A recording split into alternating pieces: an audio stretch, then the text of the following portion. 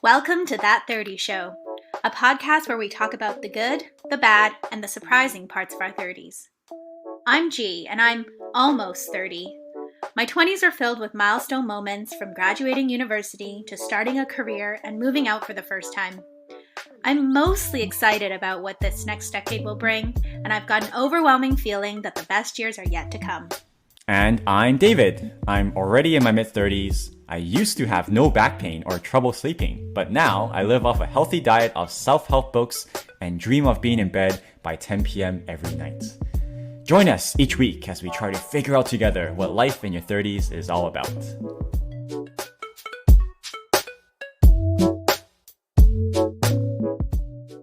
Good morning, G. How's it going?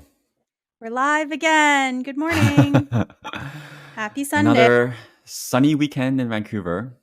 Is it? Yeah, it's kind of cloudy. Half and half. Yeah, it's a long weekend. Actually, we're recording. We're not gonna release this for another week, but right now it's the long weekend. It's not Family for me, but wait, really? For the rest of you guys, yeah. But your government doesn't. I work for the federal government, and Family Day is a provincial holiday, so kind of sucks. Well, we get one of the provincial holidays, so we get BC Day instead of Family Day, which is okay because BC Day is in August, right? So it's actually, I'd rather have August off than February, but yeah, I always forget it's long weekends. Like every time I learn, it's because someone asks me like, "Oh, hey, David, what are you doing for the long weekend?" I'm like, "Wait, what long weekend?" For some reason, I just don't plan. I guess my life is not interesting enough to like have like vacations planned for every long weekend. And I also work from home on Mondays, so I kind of feel like I have a long weekend every weekend anyway. What's been happening? How's life? I went snowboarding last weekend. That was pretty fun. Are you like pro? No, because I go once a year and then I start to get pretty good and then I stop going for the rest of the year. So I need to go next year like more frequently and more consistently. I need to go actually buy myself a snowboard because renting is just not the way to go. I don't think, especially if I'm going to be going more often. Where do you go? Cyprus? Yeah. Do you go on blue runs? No, I've not gone on a blue run yet. I'm not pro enough to go on. Like you could go on a blue run. You just don't snowboard down. You just fall down the entire way. You still get down the mountain. It's fine. And then you can tell people I went down a blue run. Don't tell them how you went down it, but yeah, I did like a sledding down a blue run. Yeah, it's been really fun though. Like once you start to get the hang of it, because a lot of it is muscle memory. I feel once you understand the turns and like how to do them, it's a lot better. So I don't snowboard or ski. I mean, I've been a few times in my life, but I don't do it regularly. But I do wish it was a hobby because for me, I think my favorite part would not even be the speed. It would just be the views. Yeah. It'd be the views. Mountains. It would and like the photos I see from my friends. It's so nice. And we're so close, right, to having access to the mountains. Like people travel, I know, they fly in a plane just to go somewhere to go snowboarding, and it's a huge shame. At our doorstep. So I know. People fly here from all over the world to go to Whistler, and I'm like, yeah, I don't go to Whistler. Do you have like a worse snowboarding accident? I took a couple of pretty big falls. You know, once you kind of take those spills, you get kind of shaky and then you just keep falling because that was me. You fall once and then you just keep falling, right? And then, yeah. That was me. When the first and only time I went snowboarding, you were there actually. You were, we went together. You really went for it. Like I went for it. Yep. There was no hesitation. You know why? Because I literally tell myself in that moment, I have like my mind games, right? I tell myself, one of the main reasons I would be better at this down the road is because I'm just more confident. Confidence is everything. Let's just pretend that I know my shit. I know what I'm doing, and just go for it. Because usually, what holds you back is your mental side, not the physical side. Yeah. So that's why I went for it because I was like, let's just pretend that I'm not scared, and I would probably snowboard better. So that worked really well the first run, and I think I did quite well. But then the second run, I like had a huge ass fall, like right out of the first corner. And then, as you said, I literally just fell down the entire way the second time. And then after the second run, I'm just like, nah, I'm good. Don't need a third run. Just find me at the hot chocolate stand. I'll be waving at you from down here. It's so fun watching the little kids because they're just fearless, right? And then they fall and then they get back up and they're like, Oh yeah, whatever. Because it doesn't hurt as they're much for them to fall, indestructible. right? And they're just so confident with their like little snowsuits going down the mountain and like the blue runs as well. And it makes me wish that I had started this when I was, a toddler, because Yeah. they're pretty much fearless. So yeah, I haven't been snowboarding, but in terms of exercise, I guess just this morning, I'm not a runner, but I've been trying to run a little bit more because I want to incorporate more cardio into my exercise routine. So I've been like slowly working up towards just running 5K. Even again, I'm not a runner, so 5K was my first milestone. So I actually did that for the first time this morning. I went to a track. Usually I run on a treadmill, but I went to a track and ran 5K, did a 6 minute pace. So it's like around 29, 30 minutes. I think like what I've noticed a lot is even from my social media, I've noticed a lot of my friends that don't usually exercise, they've started running and stuff. And I think that it's really common around this age. If you're not someone who has typically exercised a lot, you kind of start doing it because you're like, holy shit, my health is kind of not good enough. I need to do something about it. It could be around this age or also just around this time too. Like the springtime, people start to go out and Mm. run a bit more. But also, I Hmm. find that interesting because I feel like running is one of the highest impact like activities in Yeah, terms it on your is. joints and It's not. Yeah, it's not easy on on your your knees. bones. And so it's interesting that more and more people are like getting into running when they haven't really exercised before. Like that's the first thing that they start with. I guess Yeah, it's because it's have you seen that? Is it just me? Like, do you know what I'm talking about?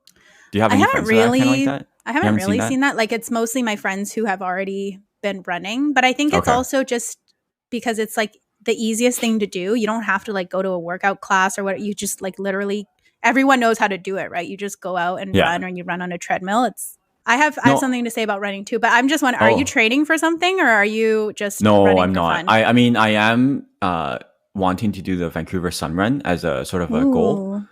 but I'm too cheap to pay $60 fucking to go run in a marathon.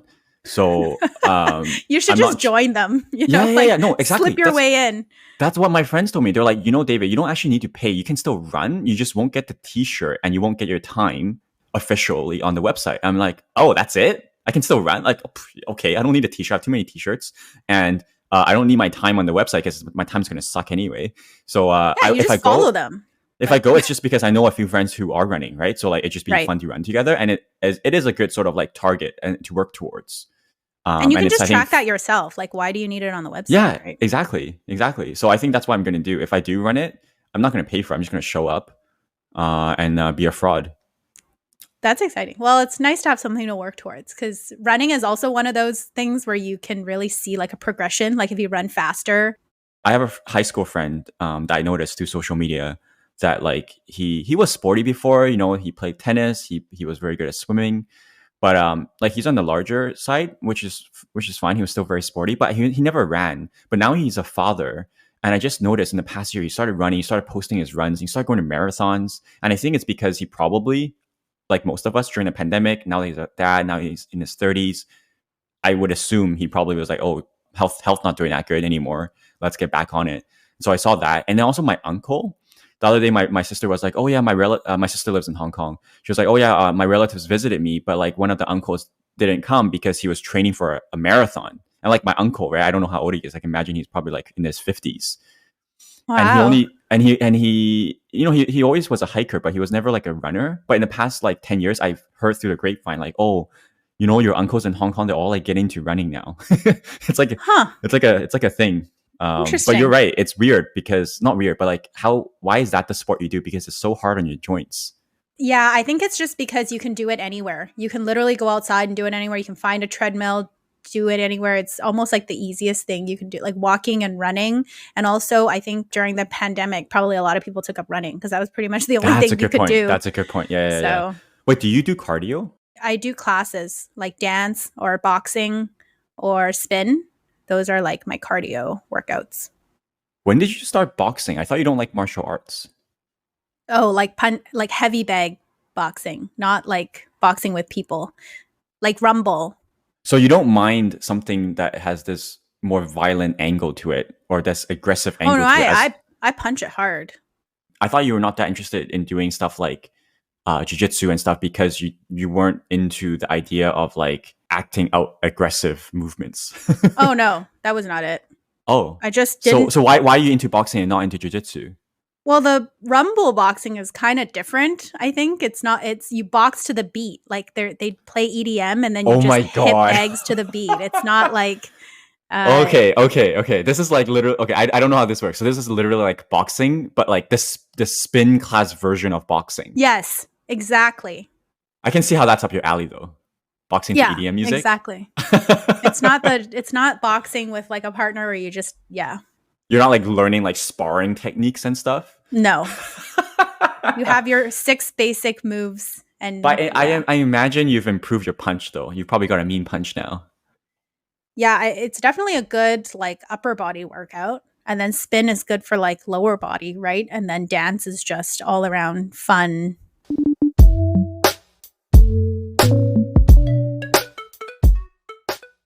Speaking of fitness, I wanted to talk about like some a few shows that I've been watching lately that are really really fun. One of them is called Physical 100. Have you heard of this?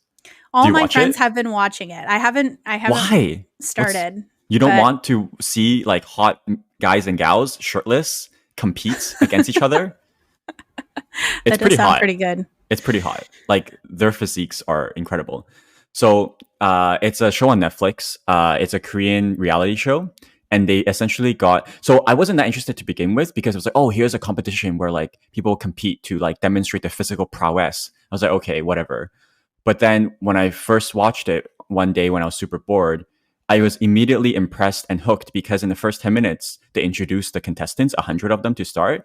And then like Olympians are walking into the room, like world champion weightlifters are walking into the room. I'm like, oh shit, this isn't just like your regular like obnoxious, self-obsessed gym bro. This is like these are legit athletes. They're the ones competing. Yeah. In these I thought you were talking about the hosts. No. The competitors are legit athletes who are world class. Like there's so many people who won gold medals at Olympics who were competing. Wow. Yeah, so these are legit athletes. I was like, oh, okay. And now you got my attention. It's not just like, oh, here's the buffest guy from Seoul. You know, it's like, I was on the bobsled team for the Korean national team, where I was like one of my favorite contestants. He won the first. They have like a lot of like mini competitions to weed out people, right? The first competition, he came in first place out of 100, and I love him because he is an ice climber and a mountain rescuer. Wow. So like he's ice climbs, I'm guessing for fun, and then his job is mountain rescue. And then like his line is like, oh, these muscles were not shaped in the gym; they're shaped by the real world, saving people's lives and climbing up waterfalls. I'm like, that's cool. But like that's actually what I read in the book that I mentioned before, the Comfort Crisis book, that gym is fine, it's healthy, but it's actually really unnatural and artificial compared to our natural physique and what we're built to do. Like if you're going back to our ancestors, yes. They didn't go to a gym. Yes, exactly. But they were still very strong and arguably more strong in their own way. And so I love how like he's like, yeah, I'm like fit as fuck, but like I don't hit the gym. I just go ice climbing and rescue people in mountains. So it's really good. I highly recommend it. If like honestly, if you just watch for the eye candy, then all the power to you. But it's also very interesting to see people perform at the top of their game. So they just do a lot of like different physical challenges. Is it kind of like that show? Oh, I don't remember now. Okay, there was one that was the most impressive. It was 4 people who had to lift up it was called like the Atlas punishment, because I think like Atlas has this famous pose where he's holding up the world. So they had the globe. So they had this giant rock, right? This artificial giant rock, and I think it was 50K. A 50K rock, 50 kg rock. Okay. And it's really big. Like you can't pick it up with one hand. It's like you can't even put your 2 arms fully around it. It's a big boulder, essentially. It's not a rock, it's a big boulder. So these four people have to lift it up, hold it up, cannot bend your knees, and whoever wins is the last person still standing. So 4 people are holding up the same rock. No. They're each holding up their own boulder. Oh, okay. In the line. They're standing in the line. Yeah. And then it's like, okay, time, go. And then they lift it up, and then they're like literally just standing there. They can't. What if you bend your Oh my knees, you're gosh. out. If you drop the rock, you're out. And it's giant, right? So it's hard to balance even. And what's impressive was that it came down to these two strong men, and they literally held it up for 2.5 hours. Oh my gosh! Wow. They stood there. I would hold up nothing. I can't even tired. stand. Yeah, I can't even stand for 2.5 hours. Like at least not without like moving around, right? Because like your joints might become. Bend my knees for sure. Yeah, they were standing there with a giant boulder for over, I don't know, 2.5, but definitely over 2 hours with a 50 kg boulder. And like their necks were like crammed down because the boulder is sitting on the back of their necks. It was very impressive. It's kind of crazy what the human body can actually do. I always feel that way when I see free divers, when they train themselves to slow down their like physiological, everything about them. Or like those Shaolin monks where you can kick them in the balls and it doesn't hurt them. I don't know how to do it. Yeah. Have you seen those videos? Cool. No. Oh yeah, I've seen those. Yeah. It's so That's funny. You and I both love Netflix as well for similar reasons, because we're both reality show junkies. Yes. Have you been watching Love is Blind After the Altar? It was very underwhelming. Yes. Like they could have condensed it into one episode for sure. I watched half of the first episode, and even though I am a sucker for Love is Blind, I could not continue. I'm just like, honestly, you're not missing out on much. I want to ask, like, what am I missing out on? Because first, I was so confused because I was like, you've heard about the SK and Raven scandal, right? Yeah. SK and Raven, these two contestants on the show, found out that the guy was like dating other people. But then in the show, and anyway, my friend who watches Love is Blind told me that, this was filmed before the scandal came out. Yeah. But it just made the entire thing very uninteresting because they're like, oh, we're so in love. And I'm like, nah, you guys are not going to be in love really soon. But also, okay, so there was this part, and this is going to be a spoiler, but they basically... Spoiler alert. He proposed to her, right? And then they had this big showing where like, he's like, I love you forever, blah, blah, blah. And he proposed to her outside the wedding, like after the wedding, when he said no. He proposed again. Yeah. Oh, what the? So this was before the scandal. So he proposed to her. They showed that, right? Oh my God. And then they showed this like blank screen and it said, a few months later, the engagement ended. You can imagine how like when the scandal came out and then Netflix was like, they're like done their final cut. They're just waiting to release it. And they're like, oh, come on. It's like, it's like you do like an entire class project on, I don't know, whatever, something, right? And then you realize at the very end, the 10 hours you spent on doing, actually this reminds me of a meme you saw. This guy had to do a slideshow on euthanasia. But then he ended up doing a slideshow about youth in Asia.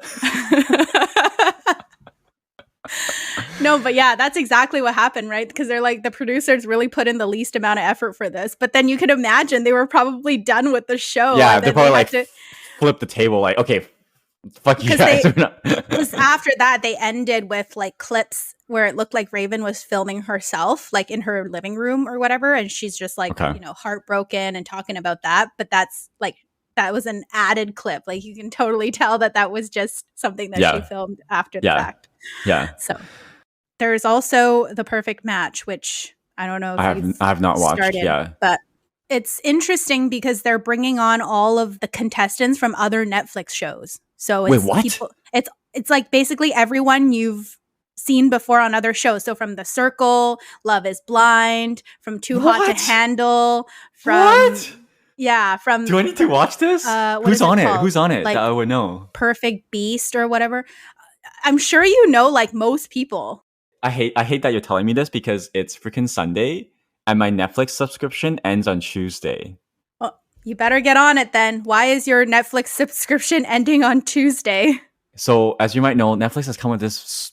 don't even have the words to describe it. This stupid ass policy for the one household policy, and I'm on a group plan. Oh, I thought they said they were going to rescind that after they got all the backlash. Honestly, money-wise, it probably is still like, you can still like, add $7 per person, whatever. But it's almost, my friend and I agreed that like almost on principle, we're going to like be like, F you, we're not continuing this, you stupid like greedy corporation. Yeah, boycott it. And it was partly the greed, but it was also partly the rollout of the policy. In my opinion, was just done so horrendously. Like no one, even me as a tech savvy person, much less the older generation that has to have Netflix, they can't even understand what's going on. Like it was so unclear exactly how this worked, how to get around it.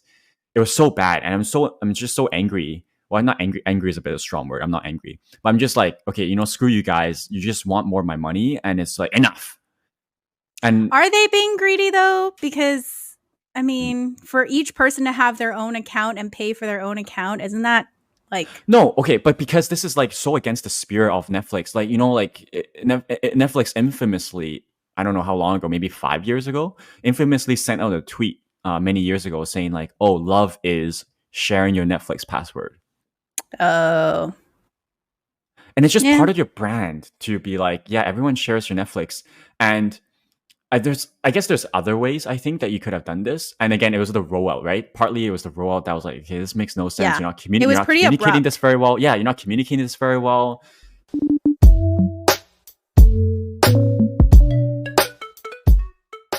Speaking of love, how was your Valentine's Day? Or what did you get up to? Okay. So I feel like this is not a hot take, but as a guy, like I don't give a shit about Valentine's Day. I think that is a hot take. Wait, what? No, it's not a hot take. Guys You don't don't think care it's a about hot take? Valentine's Day. Any guy that has told you they care about Valentine's Day, they're just trying to get in your pants. Sorry. Oh, for guys. Yeah. For guys, yes. Yeah. You're right Okay. there. Obviously, I am generalizing. Okay, but I'm just trying to make a joke. Anyone who's offended, just chillax. Okay. But yeah, guys don't care about Valentine's Day, and also me, I'm like low key anti-capitalist. So I'm just like, this is a this is just a money grab, which brings me to my main sort of. I don't really have a story, but like on Valentine's Day, we're just meeting up for a simple dinner, nothing fancy. But before that, I was like, oh, let me buy flowers because I want to do the bare minimum.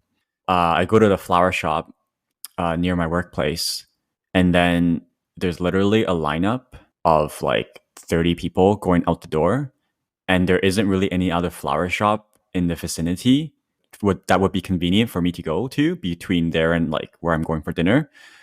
So I walk up to this line and I like ask the just to I mean I already know the answer, but I just asked the guy right in front of me. I'm like, so are you lined up to buy flowers? At a flower And shop? Yeah, just no, I mean a I great yeah. question. I And just was this the day of like yes. Valentine's Day? Okay. This is literally Valentine's Day. It was like 5 p.m. I just got off work. Let me go buy Classic. flowers. He was like dead inside when he like responded to me.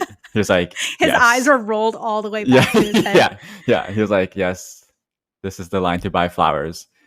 And then I just stood. So I stood there, and then I'm like, I didn't have that much time because I had to run an errand before meeting up. So I had like I guess half an hour honestly, and the lineup looked like it would take at least an hour. Like I literally said out loud to no one. Maybe the guy heard me, but I said I'm like, yeah, this is not happening. And then I turn around and then walk to my car. You should have taken a picture when you were in line I and did say, want I did yeah I did want to take a photo. it's the thought that counts, right? I I did made want it to take a here to photo. get you Yeah. flowers. Yeah. I did not end up taking a photo. But anyway, I just want to mention this because Valentine's Day, it's a scam, it's a ripoff, and it makes no sense. I wish I was one of those families, for example, that celebrated Christmas on Boxing Day or like on December 27th. Like that'd be savvy, right? Like everyone go buy a presents after Christmas. Like hopefully there's a discount or something like that. Or Yeah. like let's celebrate Valentine's Day after Valentine's so we can all get like the discount on the flowers. The chocolates and everything. Yeah. It's just I just it's just so stupid for me. I don't like buying into this consumers market that's like it's like buying Tesla stock when it's an all-time high. It's not what you do. You're supposed to buy when it's low. Yeah. No, I hear you. I think a lot of people share the same sentiment, right? Like who wants to go buy flowers when it's like at the peak most expensive time? But I don't know. I like Valentine's Day. I like the concept of Valentine's Day, like celebrating love. And obviously it's not you shouldn't be just celebrating love on this one day, but I mean people don't do that anyway. But I feel like having a day dedicated to celebrating love and the people that you love, I think it's like a wonderful thing. I don't buy into the whole like Hallmark stuff, like, whatever, gifts and roses and everything's jacked up in price. But I do like the idea of having a day where you just celebrate the people that you love. On that perspective, I actually agree wholeheartedly. So that's a very like feel good perspective, right? You're not talking about the prices of chocolate and flowers, but yeah, totally having a day to celebrate. It's kind of like family day, right? Yeah, family day, Christmas, like all of those days where you gather with people that you love and you celebrate them. I don't see anything wrong with it. Aw.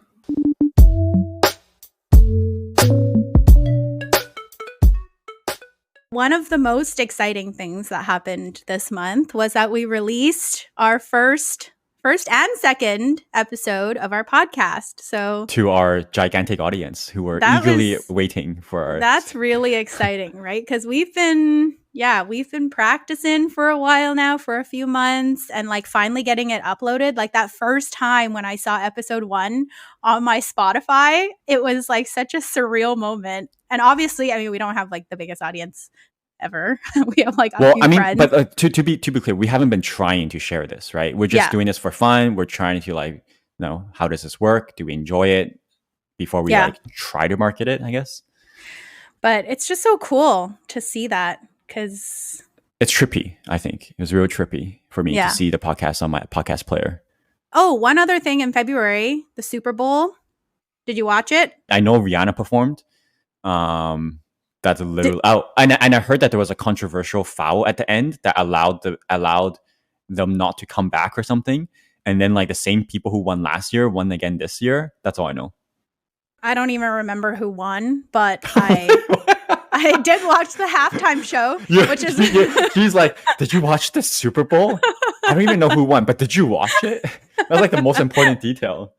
I think I probably should have said, That's did so you funny. watch the halftime show? Oh, so you didn't actually watch the Super Bowl? No. I turned it on for 18 minutes and then I turned it off. Okay, you literally just watched the halftime show, which is probably most people. Yeah. But yeah. Yeah, so that was funny because they're on BC Play Now. They have like bets on what, like Rihanna's first song is going to be and what she's going to like, basically what she's going to open with. Like they have all these bets for the Super Bowl, right? You can bet about everything these days, eh? Yeah. So my friends and I were like trying to guess what her opening song will be. And there's all these like analysis going on. Watch with a group? No. We just watched it. Oh, you just chatting? It's 18 minutes. So yeah, can you imagine? Like just go to someone's place. Yeah, for 18 minutes and then leave. Yeah. Yeah. But that was really good because I don't know. Well, you probably don't know this, but that was the first time she performed in 5 years, and she's pregnant again. So I did hear that she was performing while pregnant, and you could see a small baby bump. Yeah, and I thought that was like her postpartum because she just gave birth last year. Oh, she did, and she's pregnant again. I don't follow this stuff. Who's her partner? ASAP Rocky. Who the hell's what? A rapper. Oh, okay. So like, what about it? How was the halftime show? What's interesting about Super Bowl? It was really good, but like, because she's pregnant, she can't just like go and, go crazy on the dancing and everything like that. But she did like sing all of her bangers, and it made me realize like just how many popular songs she's had over the years. Like every song was just like a number one hit, and she, sang a bunch of them. But I feel like with the Super Bowl halftime show, or Super Bowl in general, there's always this like controversial thing about whether like they're part of some kind of organization like the Illuminati. And I haven't heard that before.